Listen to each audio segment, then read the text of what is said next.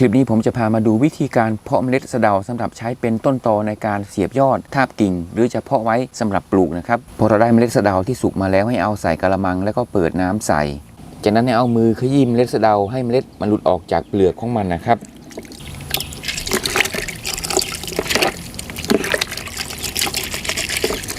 พอเราขยี้เปลือกออกจากเมล็ดหมดแล้วทีนี้ให้เทน้ำออกนะครับก็ให้หาตะกร้ามาใบหนึ่งนะครับ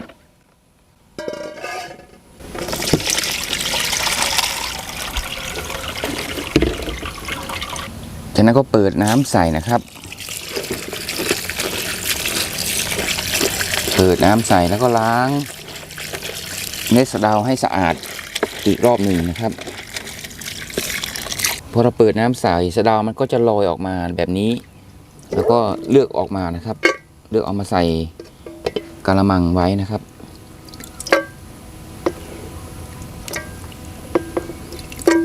พอเราคัดเมล็ดออกจากเปลือกเสร็จหมดแล้วทีนี้ให้เอาเมล็ดไปตากไว้ในที่ร่มนะครับ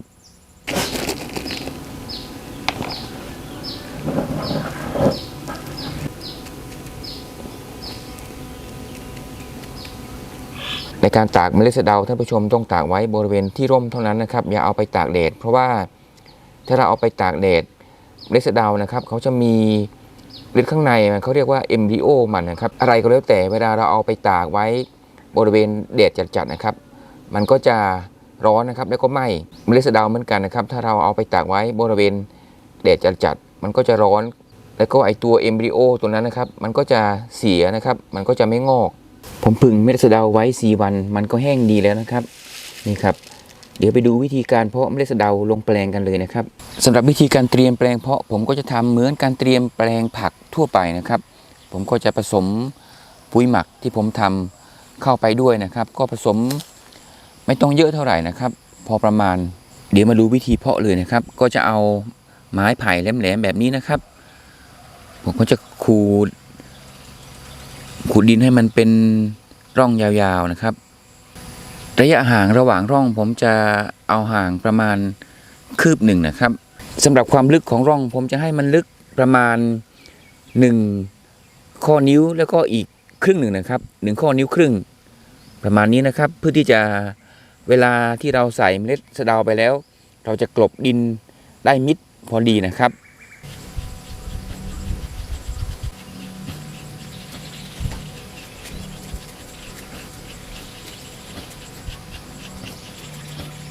พอเราขุดร่องเสร็จทีนี้ให้เอาเมล็ดสะเดานะครับใส่ลงไปในร่องนะครับระยะห่างผมก็จะใช้ประมาณสัก2 นิ้วนะครับในการเพาะเมล็ดสะเดาไม่ใช่ว่ามันจะงอกทุกเมล็ดนะครับท่านผู้ชมมันอาจจะมีเมล็ดไหนที่มันไม่สมบูรณ์นะครับมันก็ไม่งอกพอหยอดเมล็ดเสร็จแล้วนะครับทีนี้ผมก็จะเอาดินกลบนะครับก็ให้เอาดินข้างๆนี่แหละครับกลบเม็ดมันไปแบบนี้นะครับ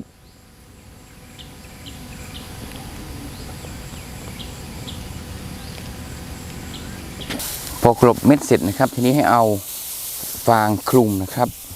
เพราะว่าช่วงหน้านี้นะครับมันเป็นหน้าร้อนถ้าเราไม่เอาฟางคลุมมันจะทำให้ดินที่เราเพาะตรงนี้นะครับมันร้อน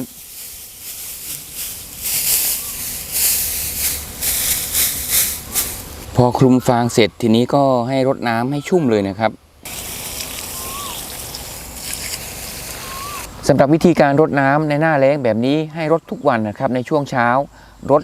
พอให้ดินมันมีความชื้นพอไม่ต้องแฉะนะครับเพราะว่าถ้าแฉะมากเมล็ดมันอาจจะเน่าในการเพาะเมล็ดต้นไม้ทุกชนิดนะครับ